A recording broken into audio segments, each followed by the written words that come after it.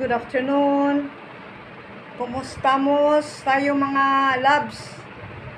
Alhamdulillah, okay lang kami. Magluluto ako ngayon. Hindi ko na sasabihin kung anong lulutuin dahil umiikot-ikot lang ang natin luto as usual. Thank you sa mga supports ninyo sa amin, sa inyo lahat. Maraming salamat. Magayat-gayat ako guys ng ampalaya. Nakapagluto na ako ng isang putahe.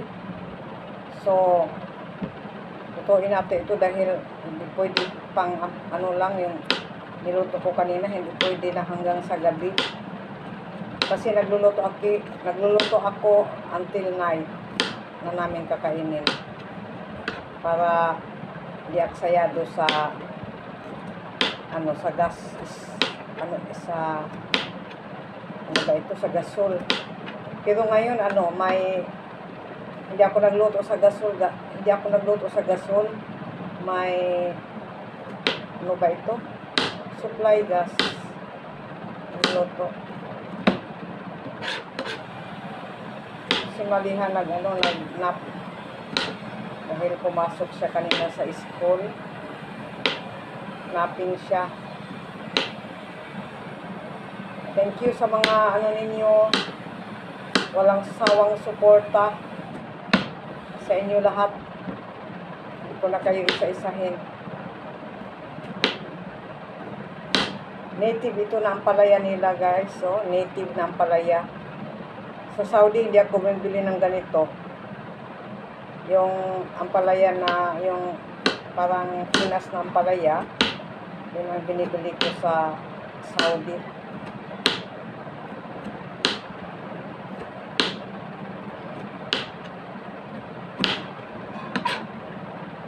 Tulis na ngayon, walang ulan. Kaya hindi gaano messy ang ang palengke. Kaso hindi ako bumili ng isda dahil yun na lang na isda palagi kinakain. Yun lang kasi ang gusto ni Maliha. So nakakasawa na lagi yun na isda.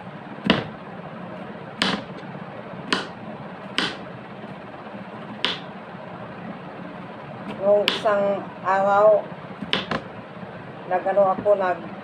sabi ng anak ko sa Saudi, ka mama, mag-stretching daw ako.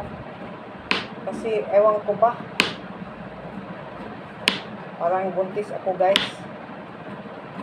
Sino kayang nakabuntis sa akin dito? Kumalaki yung tiyan ko, hindi ko alam kung bakit. Nung isang araw, nung kailan yun, nung last week, sabi ni Malia, mama, ang laki ng tiyan mo. Sabi ko, ewan ko, parang gusto ko magpa-check up. Pero, kulang lang siguro sa exercise. Kasi nung sa Saudi pa ako, exercise palagi. Tapos, dito ang hirap mag-exercise, ang init. Pawisan ka, grabe ang init. Tapos ako para mang pawisin.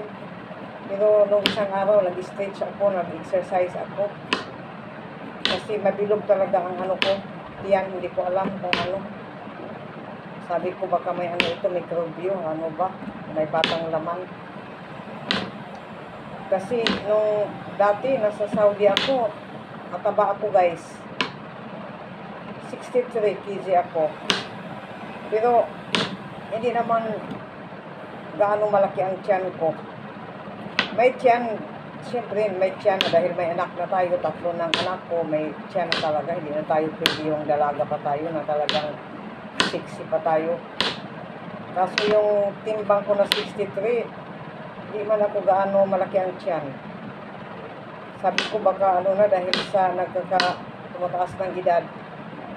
Tapos, menopause na. So baka ganoon. Minsan sabi ko magpa-check up tayo kung kung anong laman ng tiyan.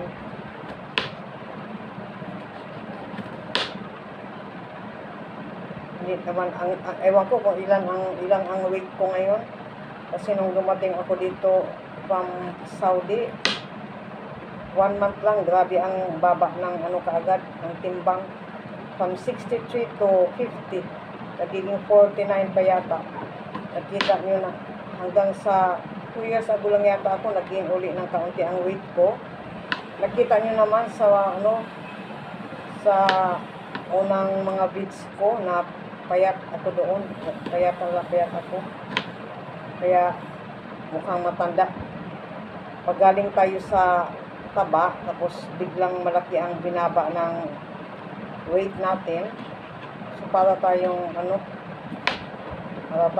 matanda ang mukha. Matanda na ang ano natin, pagkaedad na, talaga mag-iba.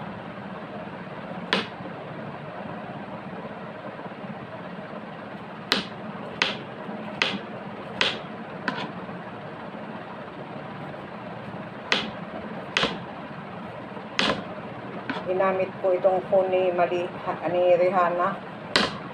Dito ako nagyaw-yaw dahil yung phone ko, narumating si Maliha sa school, naligo siya kaagad, tapos basa pa ang buhok niya, hindi kaagad siya makapag-nap. So ginamit niya yung phone ko, hindi ko na-charge kaninang umaga.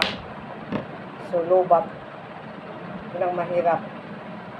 Sabi ko, alagaan mo yung phone kasi mahirap. Kaya nga hindi ako minsan makapag-reply. Putol yung yaw-yaw ko kanina habang nagayat ako ng ampalaya dahil nawalang kuryente. Kakabalik lang ng kuryente. Nakasalang na yung ko. Nakasalang na yung ko ba? Sana ba ito? Yung mga abobot dito. Nakasalang na yung ko guys, yung ba ito? Nakasalang na yung ampalaya, so waiting na lang. Then bye-bye na muna. Short update lang ito sa pagbubuntis ko. Ano ba yan? Jokes lang guys. Hindi na tayo pwede magbuntis dahil wala naman tayong hobby at saka menopause na tayo, so impossible na mabuntis. Okay guys, kaya mag-pray muna ako ng Azure prayer. See you. Ingat-ingat tayo mga loves. Thank you so much sa mga supports. Love you guys. You're the night sky trying to make me see